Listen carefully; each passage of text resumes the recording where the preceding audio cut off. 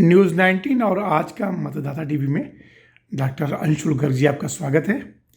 पुनः आपका स्वागत है। इसके पहले भी आपके चैनल पे आपने बहुत सारी जानकारियां दी थी, लेकिन सर जानकारी जितनी भी दी जाए कम है।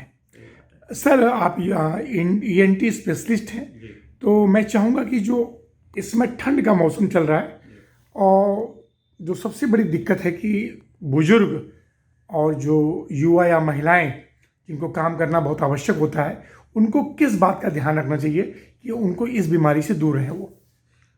देखिए, बहुत अच्छा सवाल है इस मौसम के हिसाब से जो आपने पूछा है। और केवल इसमें जो है मौसम की ही बात नहीं है, उसके साथ में जो पोल्यूशन है उसका भी बहुत बड़ा योगदान है। हमारी सबकी सेहत जो खराब रहती है, अस्थमा के केसेस और इतना लगातार सर कोहरा धुंध है, बिल्कुल धुंध नाक है। में, और गले में। ये पूरे शरीर को ही, जैसे मैंने पहले भी बताया कि नाक से लेके, गले से लेके छाती तक, फेफड़ों तक, पूरे सिस्टम को ही ये चीज़ जो है वो नुकसान करती है, घातक सिद्ध होती है। ख़ास तौर पे उन मरीज़ों के लिए, बुज़ुर्गों के लिए जिन्हें सांस की बीमारियां बच्चे पहले से ही हैं, छोटे बच्चों के लिए। इसीलिए हम देख रहे हैं कि स्कूलों की लगातार छुट्टियां बढ़ती जा रही हैं और ऑनलाइन क्लासेस वगैरह का ट्रेंड थोड़ा सा ज़्यादा हो गया है।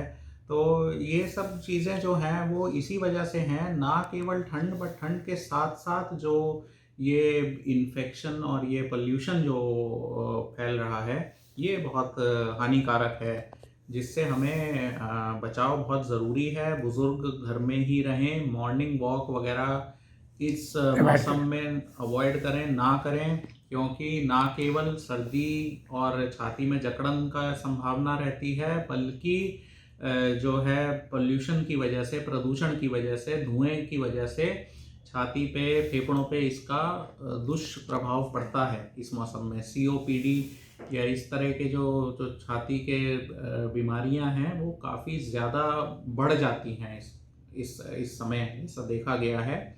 और जाहिर है नाक और गला ये भी पूरी तरह से प्रभावित होते हैं। लगातार खांसी बने रहना, गले में खराश बने रहना, नाक सूख जाना, नाक से बलगम पानी चलना, इस तरह की दिक्कतें जो हैं वो इस मौसम में काफ़ी पाई गई हैं। और इनका उपाय भी वही है, देखिए, बचाव सबसे ज़रूरी है।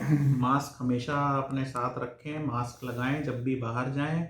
हम तो घरों में भी ज़रूरी है कि धूल मिट्टी या इस तरह के धुएं वगैरह से अपना बचाव रखें, क्योंकि इसमें बचाव बहुत ज़रूरी है। सर जो आज के डेट में लोग, एक आम चलन है, कोई गर्म पानी पी रहा है, कोई कुछ और कर रहा है, तो सबसे सदुपयोगी क्या चीज़ है? सुबह उठते समय एक दो टिप्स दे दें जिससे कि उनका गला अच्छा रहे जी, और खांसी जुकाम से बचे रहें। देखिए, मेरा यही मानना है इसमें, कोविड टाइम से ही हम लोगों ने काफ़ी घरेलू और देसी नुस्खे इस्तेमाल किए हैं, जिन्हें मैं गलत नहीं मानता, लेकिन हर चीज़ की तरह इनकी भी एक लिमिट होती है, एक इस्तेमाल करने का तरीका होता है। और अगर हम जो है सुबह थोड़ा अपने गले को, ना केवल सुबह बट दिन भर भी अपने गले को सूखने ना दें, थोड़ा थोड़ा गुनगुना पानी पीते रहें और खाने पीने का विशेष तौर पे ध्यान रखें। थोड़ा सा चिकनाई वाला खाना, मिर्च मसाला, बाहर का खाना, इससे बचें। तो जाहिर है इन चीज़ों से फ़र्क पड़ता है। और थोड़ा स्टीम वगैरह ली जा सकती है, नाक से भाप लें तो उससे नाक में, साइनस में और कुछ हद तक गले में भी आराम मिलता है। ये सारे बहुत कारगर नुस्खे हैं, ऐसा नहीं है कि ये करने में कोई करना चाहिए, आपत्ति हो। मतलब गर्म गुनगुना पानी दिन भर पी सकते पीते हैं, रहें तो बिल्कुल आराम पीते दे। रहें, पानी पीते रहें, बिल्कुल।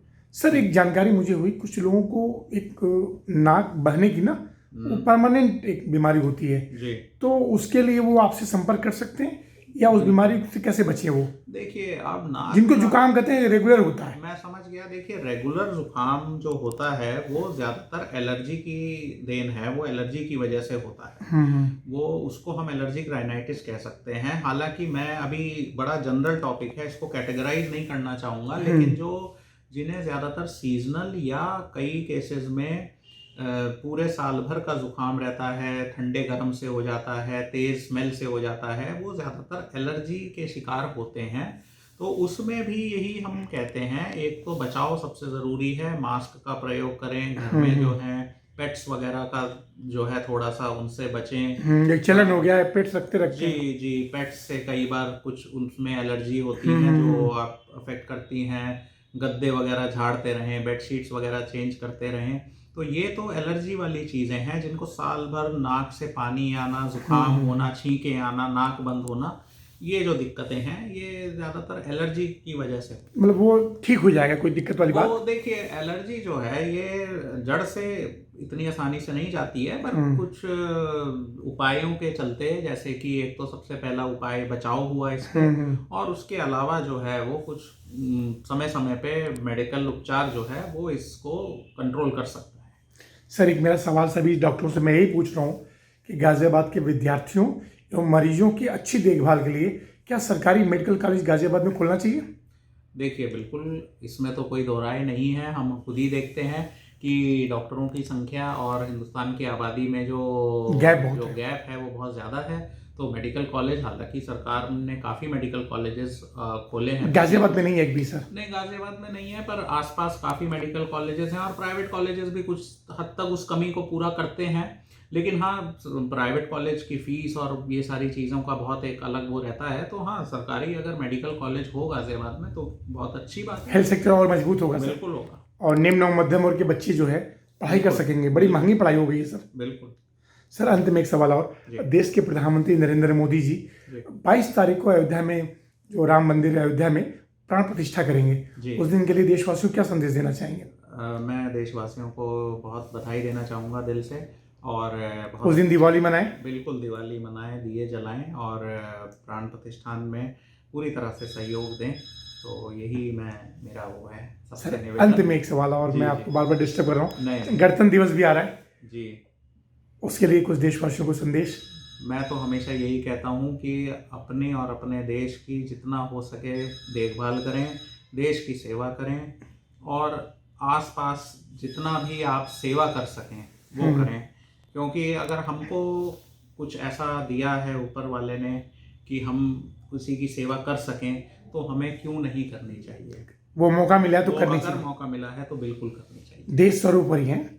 बिल्कुल, इसमें कोई शक नहीं। डॉक्टर अंशुल गर्ग जी, आपका बहुत बहुत धन्यवाद। फिर किसी विषय पर मिलेंगे सर। Thank you sir. नमस्कार।